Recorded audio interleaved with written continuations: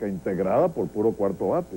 Nos estamos refiriendo al doctor Germán Escarrá, el doctor José Luis Tamayo y el doctor Ramón Escobar Salón. Del análisis hecho al enfermo, al gran enfermo que es Venezuela, se desprenden dos cosas muy graves que quizás ameritan una operación urgente. El presidente Chávez puede ir a una enmienda constitucional y esa enmienda constitucional puede crearle a un Estado comunista en Venezuela un marco perfectamente legal, porque ya en Cuba ocurre. Y también hay otra cosa bastante grave. ¿Qué podemos hacer si las Fuerzas Armadas no intervienen? Entonces, ese es el problema. Comenzamos con el doctor Germán Escarrá. Bueno, en realidad lo que se ha planteado no es una enmienda. El gobierno lo que plantea es la convocatoria al constituyente originario. Explique, doctor, qué es eso del constituyente originario. Al plantearlo así, en esos términos, es decir, lo que está es invocando la capacidad que tendría el pueblo, teóricamente, de producir una transformación profunda incluso en la fisonomía del Estado. De tal manera que no es exagerado decir que podría sustituirse una democracia por un Estado comunista. Legalmente. Desde el punto de vista constituyente, y por supuesto, invocando un constituyente originario. Otro tema es la legitimidad de eso, otro tema son los controles en relación a esto, otro tema es también el conjunto de valores democráticos que ahora se concentran en instrumentos como la Carta Democrática Interamericana. Pero lo que quería manifestar es que ese sería el formato, ese es un formato donde se podría encubrir un estado de tutelaje, un estado de democracia en riesgo o limitada, o un estado de naturaleza autoritaria, y eso es lo que nosotros debemos de velar e impedir. Incluso, como bien se decía ahora, aunque se utilice el expediente del fraude constitucional, que no me extrañaría que en algún momento se utilizara. Lo cierto es que esto nos regresa al artículo 350 de la Constitución, que se ha dicho que es una norma para algunos extraña o nueva, ¿no? ¿Cómo dice brevemente? Está en el 191 de la Constitución de 1811, está en la Declaración de Virginia, está en la Declaración de los Derechos del Hombre y del Ciudadano, está en el artículo 30 de la Ley Fundamental de Bonn, es decir, la Constitución alemana. ¿Y qué dice el artículo? De tal manera que, y es una norma que lo que señala es el desconocimiento de un régimen cuando se han dado los supuestos de violación masiva de los derechos humanos, cuando se da el supuesto de inobservancia de las garantías democráticas o de lesión de los principios republicanos. Siendo así, el llamado no es a un golpe de Estado militar para un acta cuartelaria, como una montonera de hace siglo y medio. No, no se trata de eso. Se trata de una acción civil, y en este caso los militares hay que llamar la atención. Ellos tienen una responsabilidad de orden constitucional que les exige a ellos actuar en el restablecimiento del orden público, en la garantía casualmente del Estado de Derecho y de las instituciones democráticas, y les exige actuar incluso en hechos muy concretos, como por ejemplo estos grupos que tienen armas de guerra, cuyo monopolio es del Estado y la competencia es de los componentes de la Fuerza Armada Nacional. De tal manera que en este sentido el llamado es, insisto, a que tengamos una visión alerta, serena, firme, con resiedumbre, pero muy clara de que estos signos no son suficientes, que hay una situación en Venezuela extremadamente grave y que se concentra, no es el único problema, pero sí es un problema fundamental concentrado en el jefe del Estado. El doctor Escarrá ha dicho algo muy alarmante, pero cierto. Es fundamental la intervención de las Fuerzas Armadas, no en el sentido cuartelario, sino en el sentido que le fija la Constitución. Doctor José Luis Tamayo, ¿usted cree que eso debemos llamarlo operación quirúrgica de urgencia? ¿Que eso puede salvar al enfermo, ese enfermo llamado Venezuela? Sí pudiera hacerlo dentro del marco legal y constitucional. Y me voy a explicar brevemente a uno de los planteamientos que en la oportunidad de la defensa del general Pedro Pereira Olivares planteé públicamente ante el Tribunal Supremo.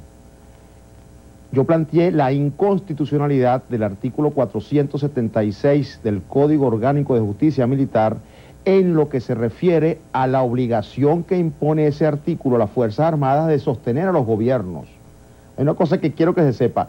Las Fuerzas Armadas no están al servicio de parcialidad política alguna, de persona alguna. El artículo 338 de la Constitución de la República Bolivariana de Venezuela lo dispone expresamente. Ahora bien, cuando un gobierno se pone al margen de la Constitución y de la ley, las Fuerzas Armadas están obligadas a derrocar a ese gobierno. Es un derecho a... Voy a poner un ejemplo muy claro para que se entienda. Póngase usted que usted, el presidente de la República, se le ocurra ahorita ir al Plaza Bolívar y fusilar sin fórmula de juicio a 5 personas.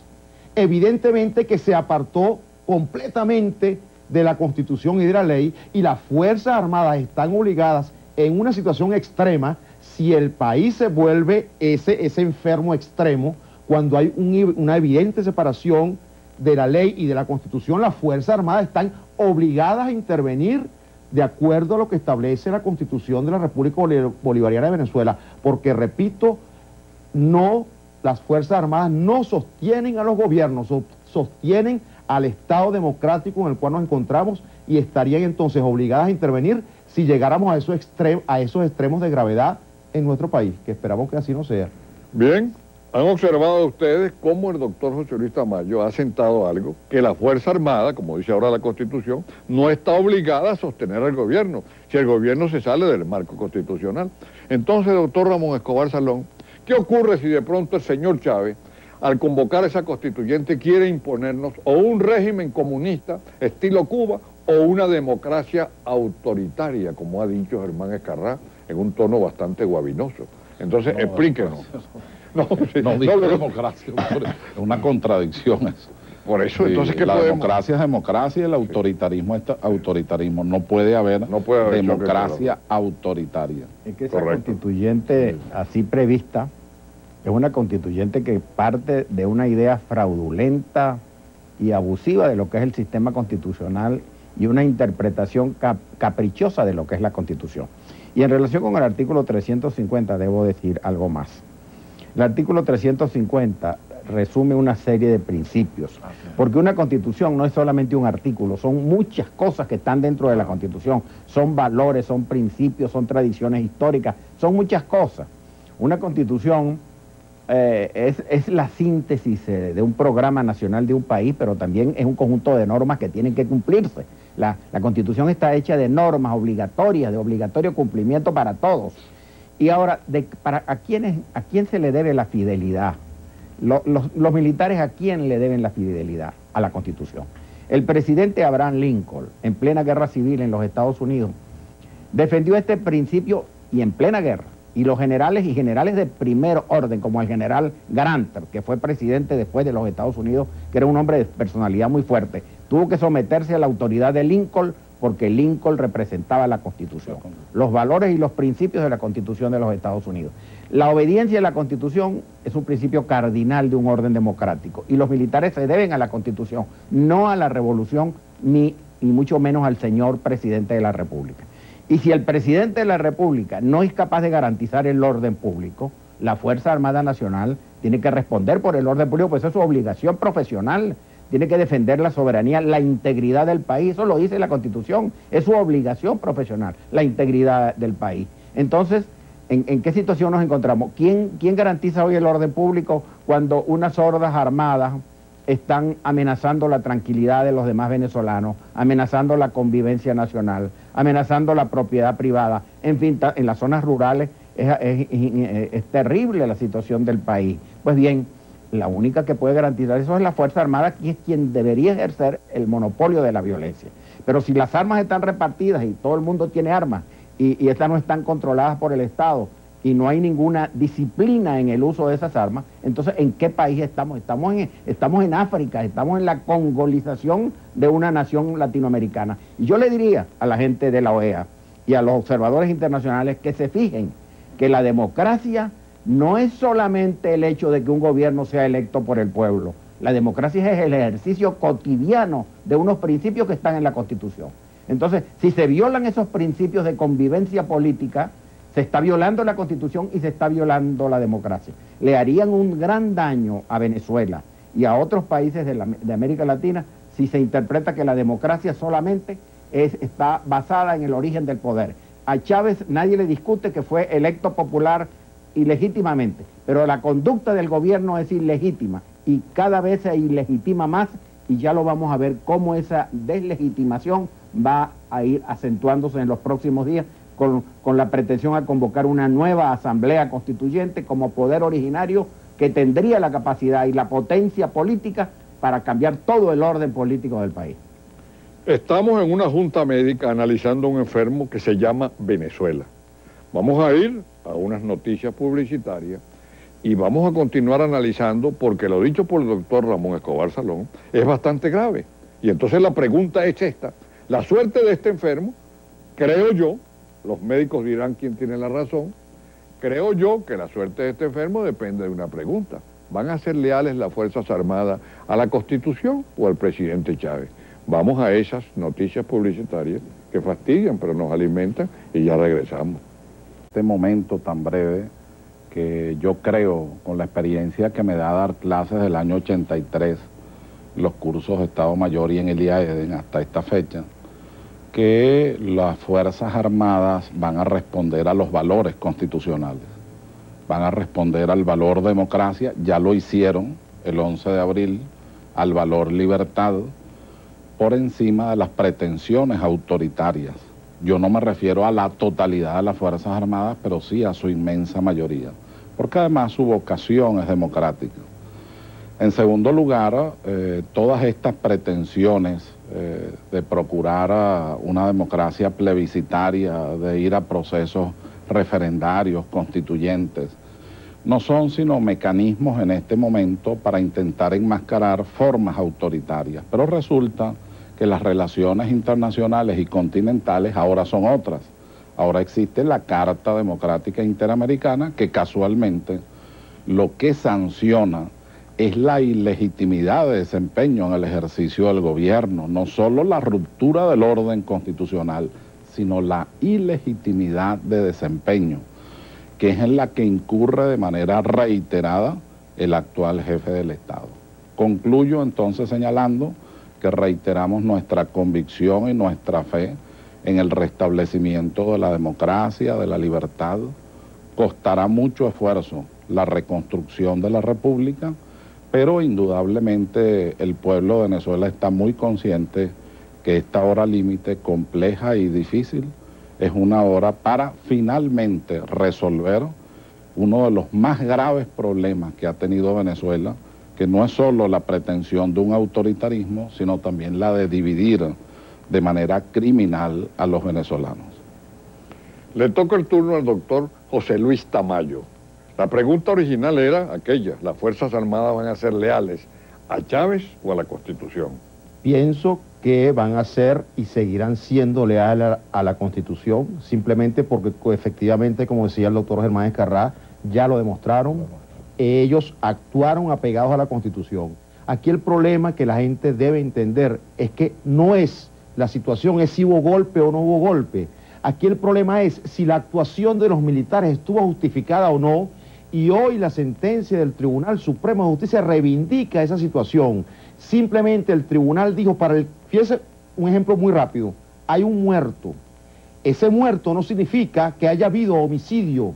Simplemente, si ese muerto fue por legítima defensa, estuvo justificada la conducta. Y aquí no importa si hubo o no hubo rebelión militar, si hubo golpe de Estado o no hubo golpe de Estado. Aquí lo que importa era si la conducta de los militares estaba ajustada a la Constitución, y eso fue lo que determinó el Tribunal Supremo de Justicia. Si estaba ajustada a la Constitución, la conducta de ellos seguirá siendo ajustada a la Constitución. Ellos actuaron de una forma justificada. Ellos actuaron de una manera como tenían que haber actuado, apegados a la Constitución y a la ley, y por lo tanto, simplemente no puede hablarse de ningún tipo delictivo, sino más bien que ellos actuaron apegados a derecho como tenía que ser. Por lo tanto, sigo confiando en este Estado democrático y pienso que las Fuerzas Armadas, si el gobierno persiste o insiste en separarse de la legalidad de la Constitución, las Fuerzas Armadas tienen el derecho de defender al Estado, la Constitución y las leyes. Le toca el turno al doctor Ramón Escobar Salón en esta junta médica que estamos haciendo con 3/4 bate, el doctor Escarrá, el doctor José Luis Tamayo y el doctor Ramón Escobar Salón, en relación con la situación de Venezuela. ¿Van a intervenir las Fuerzas Armadas? Yo creo que, por ejemplo, el país entero vio la conducta discreta, responsable, honesta que tuvo el general Efraín Vázquez Velasco, comandante del ejército. Tenía en sus manos una cantidad de posibilidades el día 11 de abril, el día 12 de abril. Yo creo que actuó con una gran discreción y con una gran responsabilidad. Y su conducta posterior, yo no creo que pudiera imputársele al general Vázquez Velasco un delito de rebelión o algo por el estilo. Yo nunca he visto rebeliones que no disparen tiros. Aquí no, una rebelión sin disparar tiros no es... Ni toque de queda. Aquí lo que hubo fue un acto... Aquí hubo varias cosas muy complejas que no hay tiempo de analizar ahora, porque esta es una cosa muy sui generis lo que pasó en Venezuela. Pero refiriéndome ahora al problema de fondo, yo creo que tendríamos que tomar una precaución básica, no pasarnos de optimistas por lo que acaba de ocurrir.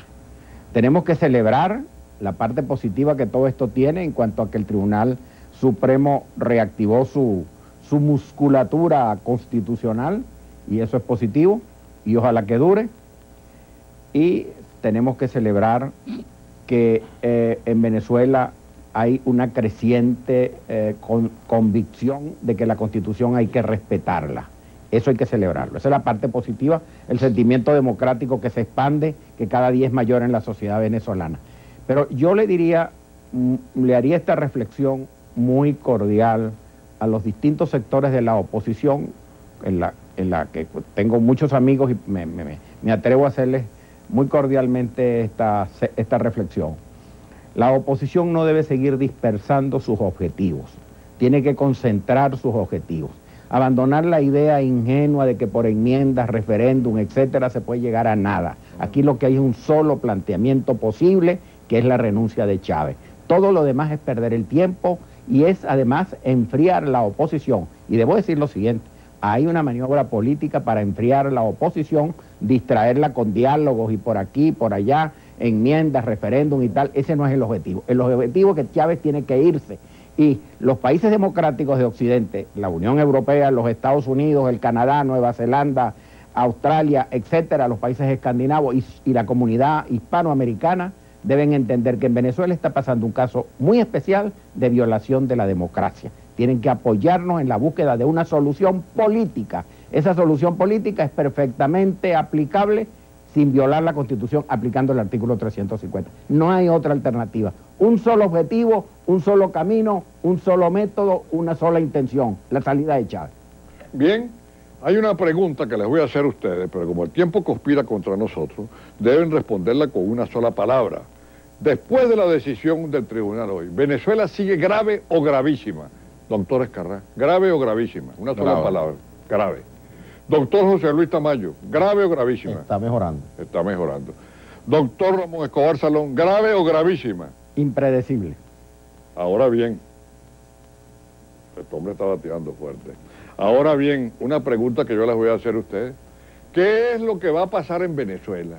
¿Qué nos va a ocurrir a todos nosotros si las Fuerzas Armadas no intervienen? Porque los 40 años de la calumniada Cuarta República le fijaron un espíritu institucional exagerado. ¿Qué va a pasar? ¿Podemos ir otra vez a un golpe cuartelario, como antes? ¿Qué camino vamos a tomar? Me gustaría que rápidamente me dijeran algunos de ustedes, porque la gente no sabe qué va a pasar. Pero perdón, desafortunadamente el tiempo se ha vencido.